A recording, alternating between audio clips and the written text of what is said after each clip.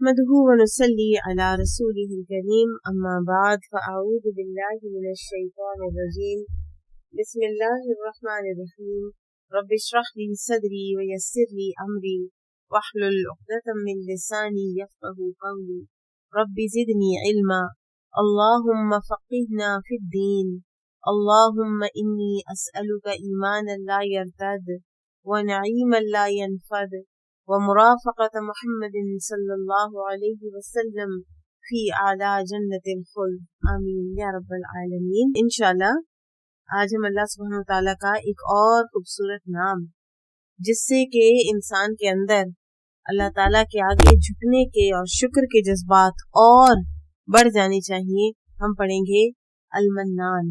اللہ تعالیٰ کا یہ نام سنت سے ثابت ہے، قرآن حکیم میں یہ نام نہیں آیا، فعل کے طور پر قرآن حکیم میں یہ لفظ آیا ہے۔ رسول اللہ صلی اللہ علیہ وسلم نے کسی آدمی کو یہ کہتے ہوئے سنا، انس بن مالک رضی اللہ عنہ کی یہ روایت ہے کہ ایک آدمی جو ہے وہ نماز پڑھ رہا تھا، تو اس نے جب رکوع کیا، پھر اس نے سجدہ کیا، پھر اس نے تشہد پڑھا، پھر اس نے دعا کی۔ اپنی دعا میں اس نے کہا اللہم انی اسألک بأن لک الحمد لا الہ الا انت وحدک لا شریک لک المنان یا بدیع السماوات والارض یا ذا الجلال والاکرام یا حی یا قیوم انی اسألک الجنہ واعوذ بک من النار۔ فقال النبی صلی اللہ علیہ وسلم لاصحابہ تدرون بما دعا؟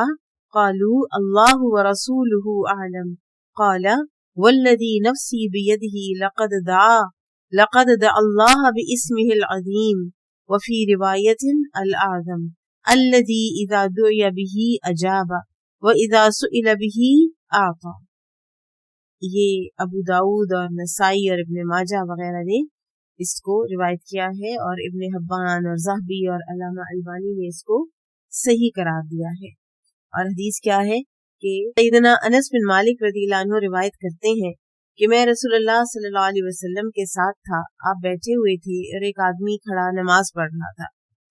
جب اس نے رکوع کیا، سجدہ کیا، تشہد پڑھا، پھر اس نے دعا کی، اور اس نے اپنی دعا میں کہا کہ اے اللہ، میں تجھ سے سوال کرتا ہوں کہ تیرے ہی لیے ساری حمد ہے، اس لیے کہ تیرے ہی لیے ساری حمد ہے، تیرے سوا کوئی الہ نہیں، تو واحد ہے، تیرا کوئی شریک نہیں، تو منان ہے، بہت احسان کرنے والا ہے، تو بدیع السماوات والارض ہے، تو آسمانوں اور زمین کو پیدا کرنے والا ہے، اے ذوالجلال والاکرام، اے حی یا قیوم، میں تجھ سے جنت کا سوال کرتا ہوں اور آگ سے نجات کا سوال کرتا ہوں۔ تو نبی صلی اللہ علیہ وسلم نے اپنے صحابہ سے فرمایا تم لوگ دیکھ رہے ہو کہ اس نے کیا دعا کی ہے؟ انہوں نے کہا کہ اللہ اور اس کا رسول ہی بہتر جانتے ہیں۔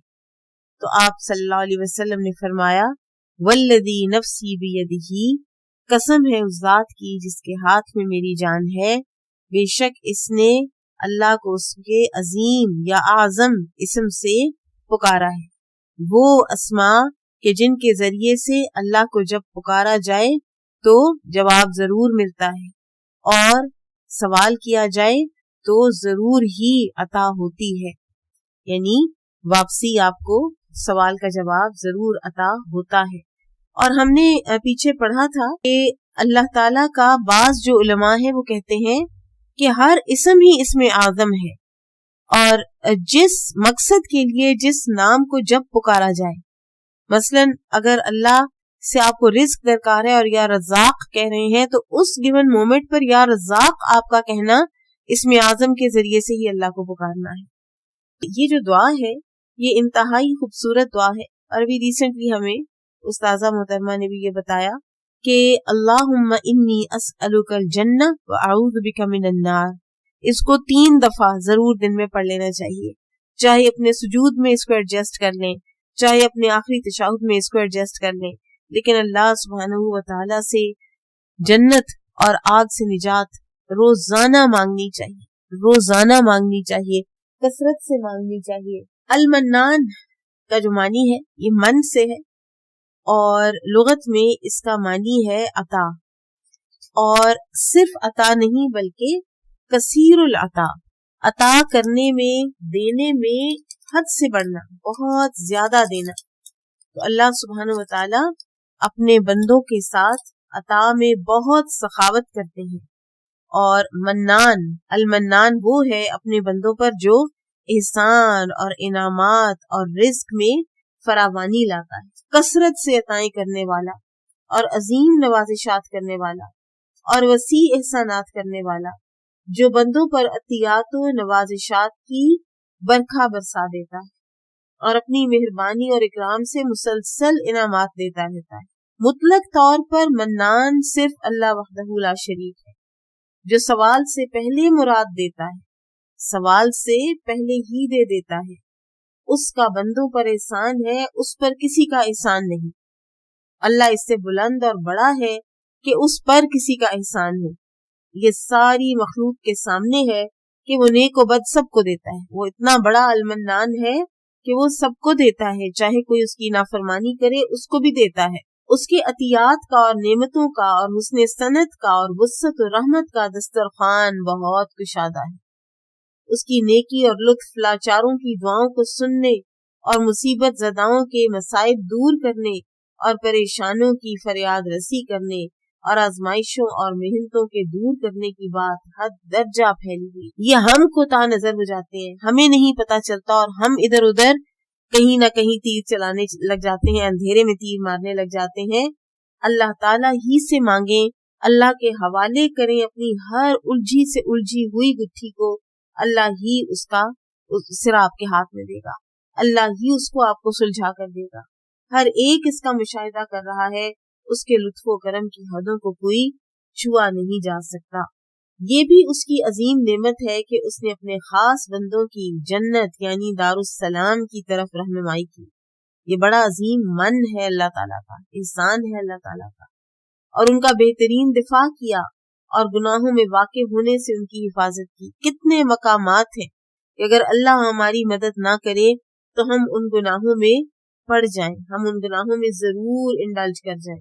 ایمان لوگوں کی طرف محبوب کیا، یہ اللہ کا فضل ہے کہ ایمان جو ہے وہ دل میں آ کے مزین ہو گیا اور ہمارے دلوں کو اس نے خوبصورت بنایا اور ہمارے دل صاف ستھرے ہو گئے. یہ اللہ کا فضل ہے، یہ اللہ تعالیٰ نے ایمان ہمارے دلوں میں دیا ہے، ورنہ ہم خود کبھی بھی نہیں لا سکتے تھے. کفر و فسق اور نافرمانی کو ان میں ناپسند کیا، یہ اس کا کتنا بڑا احسان ہے. انہیں راشدین میں سے بنایا، ان کے دلوں میں ایمان لکھ دیا اور جبرائیل علیہ السلام کے ذریعے ان کی تائید کی. انہیں پیدا کرنے سے پہلے ان کا نام مسلمان رکھا. هو سماکم المسلمین، ہمیں پہلے سے اللہ تعالیٰ نے مسلمان ہمارا نام رکھا. ان کے اس کا ذکر کرنے سے قبل اس نے ان کا ذکر کیا اور اس سے مانگنے سے پہلے انہیں دیا، اپنے اسماء گرامی کی پہچان کرائی. اور میں کہتی ہوں کہ یہ اتنا بڑا اللہ تعالیٰ کا احسان ہے کہ جو اس نے ہمیں اپنے اسماء و صفات کی معرفت کروائی ہے، ہمیں اپنی پہچان کرائی ہے، اپنے حقیر بندوں کو اپنی ہستی کی پہچان کروائی ہے. اور جتنی جتنی اللہ کی پہچان ہوتی ہے اتنا ہی انسان کا ایمان مضبوط ہوتا ہے، اتنی ہی اس کو اللہ سے محبت ہوتی ہے، اتنا ہی وہ دنیا سے بیزار ہو جاتا ہے. وہ جو حدیث ہے نا، الدنیا سجن المؤمن و جنت الکافر، وہ سمجھ آنے لگ جاتی ہے کہ دنیا ایک مومن کا قید خانہ ہے اور کافر کی جنت ہے. اس کا ادھر ہی دل لگتا ہے، وہ ادھر ہی آگے سے آگے خوب سے خوب تر کی تلاش میں مارا مارا پھرتا رہتا ہے. ایک مومن انسان وہ اس دنیا میں قید خانہ اس کو سمجھتے ہوئے اس سے نکلنے سے پہلے ہی اس سے اچاٹ ہو چکا ہے. اور جب انسان ایک جگہ سے اچاٹ ہوتا ہے تو لا محالہ اس کا دل کہیں اور لگا ہوا ہوتا ہے، اور ایک مومن کا دل اللہ کی بنائی ہوئی جنتوں میں جا لگتا ہے. یہ اللہ تعالیٰ کا احسان ہے. کوئی انسان خود یہ چیزیں ایکوائر نہیں کر سکتا. انہیں احکام شریعت کا پابند کیا تو ان کی بھلائی کے لیے کیا، وہ ان کا ضرورت مند نہیں. اور انہیں اگر کسی چیز سے منع کیا تو ان کی حفاظت کے لیے کیا. آپ دیکھیں کہ آپ جب کہیں اوپر ٹریول کرتے ہیں، مری وغیرہ آپ جاتے ہیں تو پہاڑی سڑکیں ہوتی ہیں نا، تو پہاڑی سڑکوں کے گرد بڑی پتھروں سٹونز کی ریلنگز بنی ہوئی ہوتی ہے. وہ نہ ہو تو آپ کہیں گے کہ انہوں نے ان سیف کیا ہوا ہے. اب وہ سڑک کو آپ کو تیز رفتاری سے بچاتی ہیں، تیز رفتاری نہیں کرنے دیتی. بعض اوقات آپ کو ہوتا ہے کہ یہاں ذرا سڑک کشادہ ہونی چاہیے تھی لیکن سائڈ پہ تو ریلنگ ہے، اب بظاہر وہ ریلنگ اگر آپ کو تنگ بھی کرتی ہے نا تو وہ ریلنگ آپ کی حفاظت کر رہی ہے, آپ کی جان کی حفاظت کر رہی ہے کہ کہیں گاڑی آپ کی نیچے لڑک نہ جائے. تو یہ اللہ کی بنائی ہوئی حدوں کی مثال ہے. پھر فرمایا, پھر وہ کہتے ہیں مؤلف کہ یہ بخل کی وجہ سے نہیں کیا کہ اللہ تعالیٰ نے پابندیاں لگا دی, شراب کی پابندی لگا دی, چوری پہ پابندی لگا دی, سود پہ پابندی لگا دی, رشوت پر, چور بازاری پر پابندی لگا دی. یہ اس لیے نہیں کہ اللہ تعالیٰ اپنا کوئی کچھ نعوذ باللہ ثم نعوذ باللہ بچانا چاہتے ہیں. یہ اللہ کی لطف و مہربانی ہے کہ اس نے ہمیں ان چیزوں سے بچایا کہ جو ہم سمجھتے ہیں کہ شاید ہمیں کبھی بھی پتہ نہ چلتی اور ہم ان کو اپنے لیے اچھا ہی سمجھتے رہتے ساری عمر. پھر یہ بھی اللہ تعالیٰ کا من ہے, احسان ہے کہ انہیں لطف و مہربانی اور شیریں انداز سے مخاطب کیا ہے انسانوں سے. یا ایھا الناس یا ایھا الذین آمنو, کتنے پیارے اللہ تعالیٰ کے انداز ہیں بات کرنے کے. اور پھر بہترین نصیحت کی ہے, کامل ترین وصیت کی ہے, اشرف ترین خصلت کا حکم دیا ہے. بہترین اخلاق اللہ تعالیٰ اپنے بندوں میں دیکھنا چاہتا ہے, اور جو اخلاق اللہ تعالیٰ اپنے بندوں میں دیکھنا چاہتا تھا اللہ تعالیٰ نے انہی اخلاقیات سے مزین کر دیا نبی اکرم صلی اللہ علیہ وسلم, اور ان کے اخلاق کی خود قرآن میں گواہی دے دی. وَإِنَّكَ لَعَلَىٰ خُلُقٍ عَظِيمٍ, آپ اخلاق کے بلند ترین مرتبے پر فائز ہیں. اور برے اعمال اور اقوال سے منع کیا ہے, ان کے لیے آیات بیان کی, مثالیں بتائیں, علم و معرفت کی راہیں کھولی, ان کے لیے ہدایت کے در وا کیے, انہیں وہ اسباب بتائے جو انہیں اللہ کی رضا کے قریب کریں اور اس کے غضب سے دور کریں. اور اسی طرح کئی دیگر نعمتیں ہیں اللہ سبحانہ وتعالیٰ کی کہ اللہ تعالیٰ سورہ النحل میں خود فرماتے ہیں وَإِن تَعُدُّوا نِعْمَةَ اللَّهِ لَا تُحْصُوهَا, اگر تم گننے بیٹھ جاؤ اللہ کی نعمتوں کو تو تم ان کو شمار کر ہی نہیں سکتے. 18 نمبر آیت ہے سورہ النحل کی. اسی طرح سورہ النحل 53 میں اللہ تعالیٰ فرماتے ہیں وَمَا بِكُم مِّن نِّعْمَةٍ فَمِنَ اللَّهِ, یہ یاد رکھنا چاہیے, تمہارے پاس جو بھی نعمت ہے وہ اللہ کی طرف سے. یہ نہیں ہوتا کہ آپ کہیں کہ یہ اللہ کی طرف سے اور یہ میرا سیلف میڈ چیز ہے, یہ میں نے خود کیا. خود آپ نے کچھ بھی نہیں کیا. کچھ دن پہلے ایک اسکالر کو سننے کا اتفاق ہوا تو انہوں نے کہا کہ ایک صاحب ان کے پاس آئے اور انہوں نے ان کو کہا کہ آپ اللہ سے دعا کریں کہ یا مجھے شفا دے دے اور یا مجھے موت دے دے. تو کہتے ہیں کہ میں نے کہا کہ آپ اس طرح بات نہ کریں, اس طرح نہیں کہنا چاہیے. تو کہتے ہیں آپ کو پتہ ہے مجھے کیا ہے, میری جو آنکھیں جھپکنے والے جو مسلز ہیں نا آنکھ میں, وہ ان کا نروس سسٹم سے رابطہ کٹ گیا, اور میں آنکھیں جھپک نہیں سکتا. میں سونا چاہتا ہوں, میں سو نہیں سکتا. میں لیٹا ہوتا ہوں, میں آنکھیں بند نہیں کر پاتا, اور بڑی مشکل سے میں دبا دبا دبا کے آنکھیں بند کر کے اگر سو جاتا ہوں تو جب میں جاگتا ہوں تو میں آنکھیں کھول نہیں پاتا. کبھی ہم نے سوچا کہ یہ آنکھیں جھپکنا اور ان آنکھوں کو استعمال کرنا اپنی ثوابدید پر, جب دل کیا جھپکا, ایک ایک سیکنڈ میں 2 دفعہ جھپکا, اور جھپکنا بھی انسٹنکٹ ہے, اور اگر یہی انہی مسلز کا رابطہ کٹ جائے سینٹرل نروس سسٹم سے تو بات ختم, ہم آنکھیں جھپک ہی نہیں سکتے. پھر آپ سوچئے کہ زندگی کتنی اجیرن ہو جائے, کتنی مشکل ہو جائے, یہاں تک کہ ایک آدمی کہے کہ یا مجھے صحت دے دے اور یا مجھے موت دے دے. جو اللہ کے حقیقی انعامات کا جائزہ لینا چاہے تو قرآن پاک کے گلشن پر نظر ڈالتا رہے اور اس کی سیر کرتا رہے. قرآن پاک واقعی حقیقتاً ایک باغ ہی ہے, اور انسان کو اس باغ کی سیر کا شوق لگ جائے تو پھر تو اس سے کبھی نکلنے کو دل ہی نہیں چاہتا. قرآن کی تلاوت کا کوئی ایک وقت ضرور بنانا چاہیے. قرآن کی تلاوت سے زندگی کو خالی ہرگز نہیں ہونا چاہیے, اور بیسٹ وقت جو ہے وہ صبح کا وقت ہے, فجر کے بعد. ان القرآن الفجر کان مشہودا, فجر کا قرآن جو ہے وہ مشہود ہے, اس کی وہ گواہ ہے, وہ گواہی دے گا, وہ حاضر کیا گیا ہے. تو قیامت کے دن وہ گواہی دے گا کہ میں نے اس کو سونے سے روکا اور اس نے مجھے پڑھا. اس طرح روزہ بھی شفاعت کرے گا, وہ بھی گواہی دے گا کہ میں نے اس کو بھوکا پیاسا رکھا دن میں. تو یہ اللہ سبحانہ وتعالیٰ کی بہت بڑی نعمت ہے.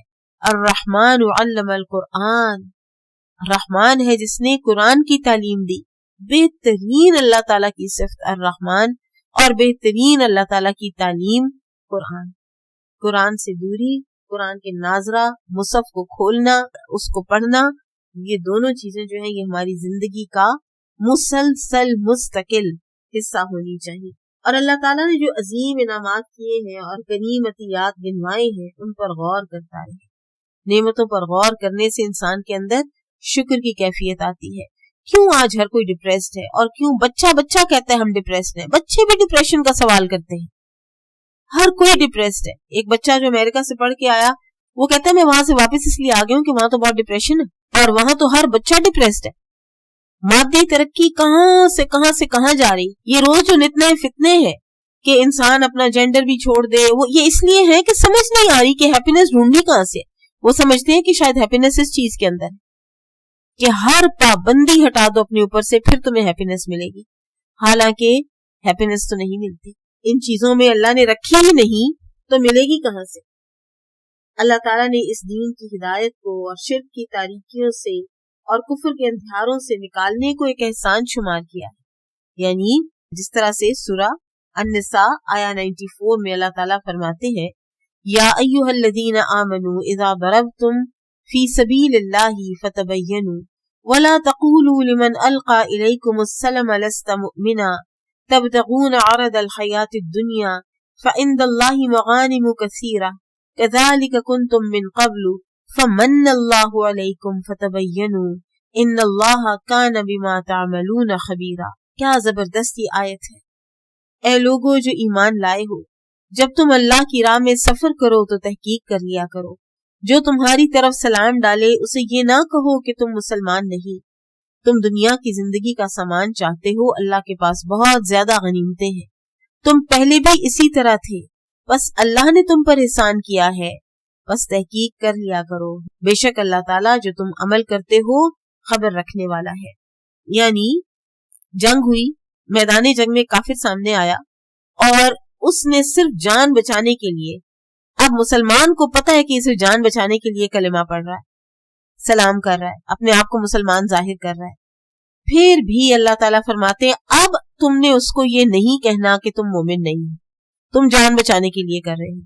اس طرح کے دو واقعات ہمیں سیرت میں ملتے ہیں، ایک خالد بن ولید رضی اللہ عنہ کا اور ایک اسامہ بن زید رضی اللہ عنہ کا، دونوں نے اس کو قتل کر دیا تھا اور نبی صلی اللہ علیہ وسلم نے دونوں کی بات سے اظہار برات کیا تھا، اور اسامہ رضی اللہ عنہ کو کہا تھا کہ کیا تم نے اس کا دل چیر کے دیکھ لیا تھا، جب اس نے کلمہ پڑھا تو تمہیں کیسے پتا کہ اس کا دل جو ہے وہ یہ گواہی نہیں دے رہا، یا اللہ میں اسامہ کے اس عمل سے بری الذمہ۔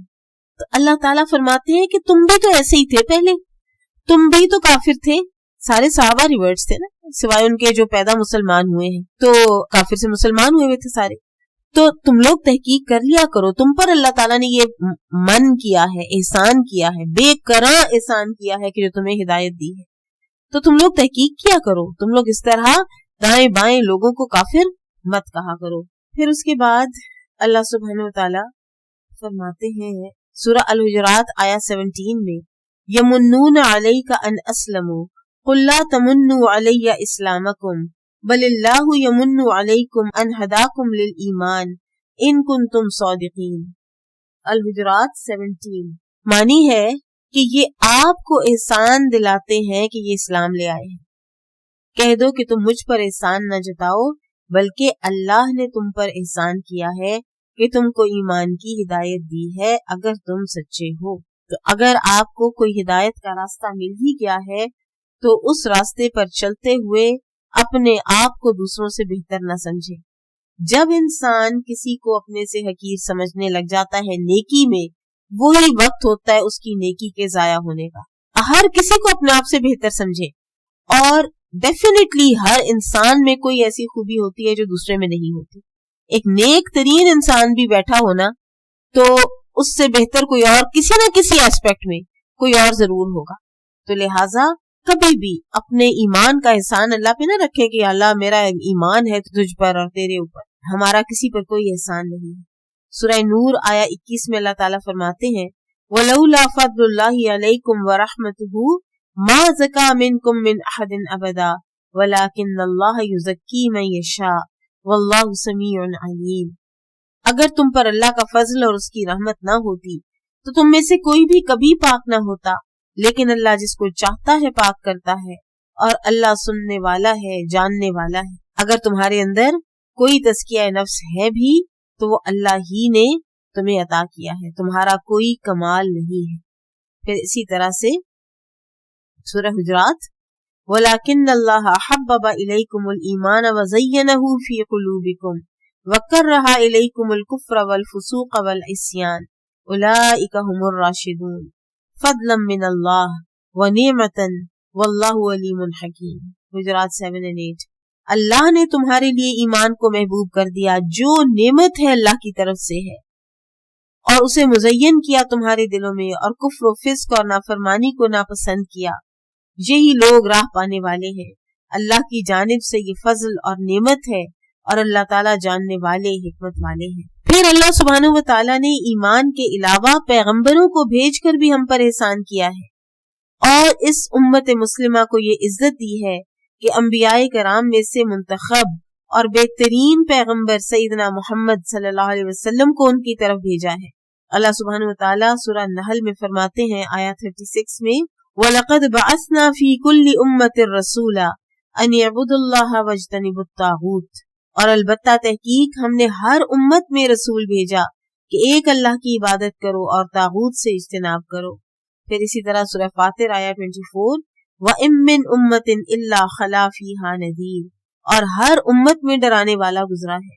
پھر اسی طرح سے آل عمران 164 میں واضح اللہ تعالیٰ فرماتے ہیں لَقَدْ مَنَّ اللَّهُ عَلَى الْمُؤْمِنِينَ إِذْ بَعَثَ فِيهِمْ رَسُولًا مِّنْ أَنفُسِهِمْ يَتْلُو عَلَيْهِمْ آيَاتِهِ وَيُزَكِّيهِمْ وَيُعَلِّمُهُمُ الْكِتَابَ وَالْحِكْمَةَ وَإِنْ كَانُوا مِنْ قَبْلُ لَفِي ضَلَالٍ مُبِينٍ۔ اور بے شک اللہ نے اہل ایمان پر احسان کیا ہے، بے کراں عطا کی ہے، بے پناہ احسان کیا ہے کہ ان میں ان کی جانوں میں سے پیغمبر بھیجا، انہی میں سے پیغمبر بھیجا جو ان پر اس کی آیات تلاوت کرتا ہے اور ان کا تزکیہ کرتا ہے اور انہیں کتاب و سنت کی تعلیم دیتا ہے، بے شک وہ اس سے پہلے واضح گمراہی میں تھے۔ اللہ سبحانہ و تعالی نے بتایا کہ اس نے انبیاء کرام اور اپنے ایماندار بندوں کو مضبوط قوت دے رکھی ہے۔ فرمایا الصافات 114 سے 118 وَلَقَدْ مَنَنَّا عَلَى مُوسَى وَهَارُونَ، اور بے شک ہم نے احسان کیا موسیٰ اور ہارون پر، وَنَجَّيْنَاهُمَا وَقَوْمَهُمَا مِنَ الْكَرْبِ الْعَظِيمِ، اور یہ احسان کس صورت میں تھا کہ ہم نے نجات دی ان دونوں کو اور ان دونوں کی قوم کو کرب عظیم سے۔ وَنَصَرْنَاهُمْ فَكَانُوا هُمُ الْغَالِبِينَ، اور ہم نے ان کی مدد کی اور انہیں غالب کیا۔ وَآتَيْنَاهُمَ الْكِتَابَ الْمُسْتَبِينَ، اور انہیں ایک بہت روشن واضح کتاب دی۔ وَهَدَيْنَاهُمَ الصِّرَاطَ الْمُسْتَقِيمَ، اور ہم نے انہیں صراط مستقیم کی راہ دکھائی۔ پھر اسی طرح سے القصص 5 اور 6 میں وَنُرِيدُ أَن نَّمُنَّ عَلَى الَّذِينَ اسْتُضْعِفُوا فِي الْأَرْضِ وَنَجْعَلَهُمْ أَئِمَّةً وَنَجْعَلَهُمُ الْوَارِثِينَ وَنُمَكِّنَ لَهُمْ فِي الْأَرْضِ وَنُرِيَ فِرْعَوْنَ وَهَامَانَ وَجُنُودَهُمَا مِنْهُمْ مَا كَانُوا يَحْذَرُونَ۔ ہم چاہتے تھے کہ ہم ان لوگوں پر احسان کریں، یعنی بنی اسرائیل پر، جو زمین میں کمزور تصور ہوتے تھے، اور ہم انہیں پیشوا بنائیں۔ کہاں سے اللہ اٹھاتے ہیں اور کہاں لے جا پہنچاتے ہیں، یہ جو سچویشنز تبدیل ہوتی ہیں، لوگوں کی انڈیویجول زندگیوں کی کہانیاں، تاریخ کے اوراق میں آپ دیکھ لیں، اقوام کی کہانیاں، یہ سب اللہ سبحانہ و تعالیٰ کے وجود کا آپ کو ثبوت دیتے ہیں۔ لوگ کہتے ہیں ثبوت نہیں ہے، بنی اسرائیل کا کہاں سے اٹھنا، کس غلامی میں سے ان کا اٹھنا، اور پھر پوری دنیا کا امام بن جانا، اور پوری اس وقت کے عالمین کی جتنی بھی اقوام تھی ان پر ان کی فضیلت ہو جانا، یہ اللہ ہی کا احسان تھا۔ اسی طرح وہ اپنے اہل ایمان بندوں کو جنت میں داخلہ دے کر انہیں دوزخ سے نجات دے کر بھی احسان کا ذکر کرتا ہے اور انہیں اپنے فضل و احسان کا شعور دلاتا ہے۔ سورہ الطور آیا 6-8 اللہ تعالیٰ فرماتے ہیں کہ وہ جو جنتی ہیں جب وہ آمنے سامنے بیٹھے ہوں گے نا تو پوچھیں گے ایک دوسرے سے کہ ہم جنت میں کیسے پہنچ گئے، تو پھر وہ ایک دوسرے کو اپنی جو بتائیں گے نا کہانی اور اپنی جو کوئی خوبی جو ان کے ذہن میں ہوگی کہ ہم کیسے جنت میں پہنچے، قالوا انا كنا قبل في اهلنا مشفقين، ہم اس سے پہلے اپنے اہل و عیال میں ڈرتے ہوئے زندگی بسر کرتے تھے۔ اس کے دو معنی کیے گئے ہیں، ایک تو یہ کہ ہم اپنے اہل و عیال کے معاملے میں اللہ سے ڈرتے تھے، ہم ان کے ساتھ انصاف کرتے تھے، رحم اور خوش دلی کا معاملہ کرتے تھے، دوسرا معنی یہ ہے کہ ہم اللہ سے ڈرتے ہوئے اہل و عیال میں رہتے تھے کہ اہل و عیال کے کسی پریشر میں آ کے ہم اللہ کی کوئی نافرمانی نہ کر بیٹھے. فمن اللہ علینا ووقانا عذاب السموم، تو اللہ نے ہم پر بے پناہ احسان کیا اور ہمیں عذاب سموم سے بچا لیا، گرم ہوا کے عذاب سے بچا لیا. انا کننا من قبل ندعوه انه هو البر الرحیم. سبحان اللہ. پھر وہ ایک اور بات کہہ رہے ہیں، شرک نہیں تھا ان کے اندر. شرک اور گھر والوں کے ساتھ برا سلوک، یہ دو چیزیں ہیں کہ جو انسان کی دوزخ کی گارنٹی.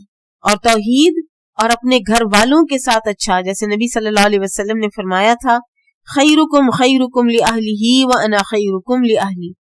لیٹلی ایک بیان سنا تو اس میں انہوں نے یہی بتایا، انہوں نے کہا کہ کوئی رینڈم کوئی صاحب تھے، کوئی مفتی صاحب کوئی، تو ان کی بیوی جو ہے وہ کسی کے پاس آئیں اور انہوں نے اپنے شوہر کی، جو کہ اپنے معاشرے میں اور اپنے جہاں پر بھی وہ رہتے ہیں اس کے وہ ہر دل عزیز ہے، لوگوں کو بہت پسند ہے، لوگ سوچ بھی نہیں سکتے، لیکن گھر میں وہ انتہائی بد اخلاق، وہ اپنی بیوی کو مارتے ہیں، وہ خرچہ نہیں دیتے. میں خود کسی کو جانتی ہوں، بچی تھی جس نے کہا تھا کہ میرے ان کے کوئی تھے رشتے دار جو کہ کسی ایک دینی کسی جگہ کے ایک بہت بڑے عہدے پر سرفراز تھے، اور 70-75 ٹائپ ان کی اپنی عمر تھی، ان کی بیوی کی بھی تقریباً یہی عمر تھی، اور اس عمر میں بھی وہ اپنی بیوی کو مارتے. تو یہ چیزیں جو ہے نا، یہ سخت دلی اور اتنی زیادہ ریچولز کے اوپر ہم رہیں اور ہمارے اخلاق کے اندر ذرا سی بھی نرمی نہ آئے، تو پھر ہم نے کیا حاصل کیا اس دنیا میں. جبکہ اللہ تعالیٰ نے یہاں پر دو خوبیاں بتائی ہیں اپنے جو اللہ کا من ہے نا، المنان کا جو اللہ تعالیٰ کا ایک سمندر ہے، وہ کب حرکت میں آتا ہے کہ جب بندے خالص توحید پر اور جب بندے اپنے گھر والوں کے معاملے میں اللہ سے ڈر کے معاملہ کرتے ہیں، خیر کا، بھلائی کا، بہتری کا اور نرمی کا معاملہ کرتے ہیں، اور نبی صلی اللہ علیہ وسلم کو ایز رول ماڈل اپناتے ہیں اپنے گھر والوں کے معاملے میں. کیسے آپ صلی اللہ علیہ وسلم اپنی بیویوں کے ساتھ تھے، کیسے اپنی بیٹیوں کے ساتھ تھے، کیسے اپنے دامادوں کے ساتھ تھے، کیسے آپ صلی اللہ علیہ وسلم لوگوں کو تعلیم دیتے تھے، کس طرح آپ صلی اللہ علیہ وسلم اپنی بیویوں کے پچھلے شوہروں کی اولادوں کی پرورش کرتے تھے. سبحان اللہ. ہر کوئی آپ کا گویدہ تھا، ہر کسی کو آپ سے بے انتہا محبت تھی. پھر یہی نہیں کہ اپنے خون کے رشتوں کے ساتھ آپ صلی اللہ علیہ وسلم اچھے تھے، آپ کے گھر میں جو کوئی بھی تھا، زید بن حارثہ کا آپ سے کوئی تعلق نہیں تھا خون کا، اور جب ان کے وہ ابڈکٹ ہوئے تھے اور جب سالوں بعد ان کا باپ اور چچا ان کو لینے آیا، انہوں نے کہا نہیں، میں محمد صلی اللہ علیہ وسلم پر کسی کو ترجیح نہیں دوں گا، حالانکہ رسول اللہ صلی اللہ علیہ وسلم اس وقت ابھی نبی نہیں بنے تھے. یہ تھا وہ اخلاق اور یہ تھی وہ محبت کہ جو ایگزمپلری ہے ایک ایسے ہاؤس ہولڈ کے فرد کے لیے کہ جو آپ کا خون کا رشتہ دار بھی نہیں ہے.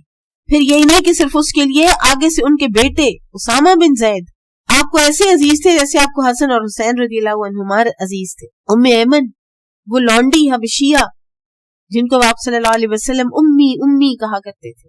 حلیمہ سعدیہ جنہوں نے ابتدائی زندگی میں ردات کی، میری ماں کہہ کر ان کے لیے کھڑے ہو جایا کرتے. کیا ایگزامپلز ہیں اور ہمارے کیا اعمال ہیں.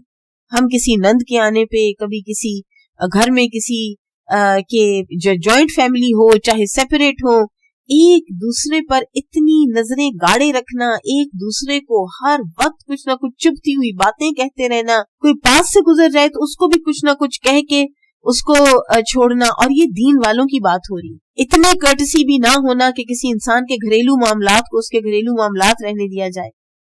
اتنا انٹرسٹ کسی دوسرے کے گھریلو معاملات میں، جبکہ نبی صلی اللہ علیہ وسلم نے فرمایا تھا کہ مومنوں کے چھپے اور گھریلو یہ جو معاملات ہوتے ہیں نا، ان کی ٹوہ میں نہ پڑو. اگر تم ان کی ٹوہ میں پڑو گے تو تم ان کو خراب کر دو گے، اس میں فساد ہوگا، اور واقعی فساد ہوتا ہے. تو یہ بہت سوچنے والی بات ہے کہ اللہ تعالیٰ نے یہ فمن اللہ علینا، یہ من کے لیول کا احسان اور عذاب سموم بچانے کا احسان کس کے اوپر کیا ہے؟ جو اپنے گھر والوں کے معاملے میں اللہ سے ڈر کر معاملہ کیا کرتا ہے. اپنی اولاد میں انصاف، اعدلوا بین اولادکم، پیار میں، محبت میں، تحفے تحائف میں، وراثت کی تقسیم میں انصاف، صاف ستھرے معاملات. नरमी से बात, दरगुजर, अफ़्व, अपने बच्चों के साथ हर वक्त की कन्फ्रंटेशन न बनाए रखना, लड़ते न रहना, तीर की तरह हर किसी को सीधा करके कोशिश न करना रखने की। बहू आ गई है तो उसको तीर की तरह सीधा रखा हुआ है, किसी को कोई स्पेस नहीं है, कभी बहू ने सास को नहीं दी, कभी सास ने बहू को नहीं दी। क्या लेगेसी छोड़ के जा रहे हैं हम दुनिया से?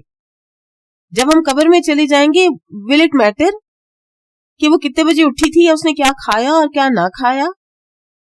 मैटर ये करेगा कि आप लोगों ने को एग्जिस्ट किस तरह की आपस में।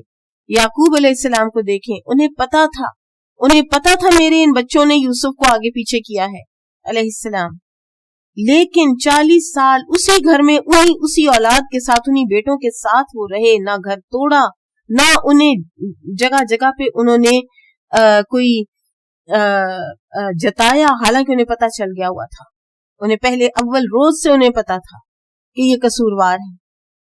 उसके बावजूद वो रोए हैं, इन्नमा अश्कू बस्सी व हुज़्नी इलल्लाह, अल्लाह से किया जो शिकवा गिला किया, दुख और गम का, लेकिन उनके साथ किसी किस्म का कोई बैटल ग्राउंड नहीं बनाया अपने घर को। फिर अल्लाह सुब्हानहू तआला का फरमान है सूरतुल आराफ आया 43 में, वक़ालुल हम्दुलिल्लाहिल्लज़ी हदाना लिहाज़ा वमा कुन्ना लिनहतदिय लौला अन हदानल्लाह लक़द जाअत रुसुलु रब्बिना बिलहक़ वनूदू अन तिलकुमुल जन्नह उरिस्तुमूहा बिमा कुंतुम तअमलून।